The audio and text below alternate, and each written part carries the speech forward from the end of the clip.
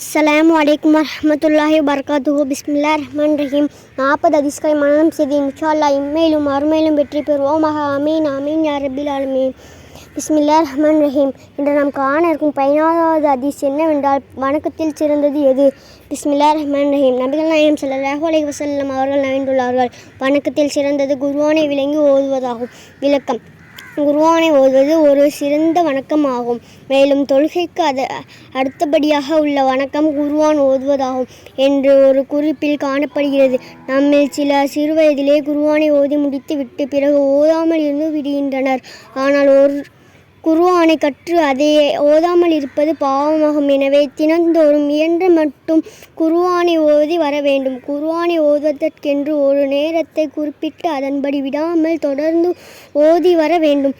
குர்ஆனை அதிகமாக ஓதி வந்தவர்களின் அநேகம் தாம் மரணிக்கும் நேரத்தை அறிந்து முன்னறிவிப்பு செய்து அதன்படி மரணித்துள்ளார்கள்.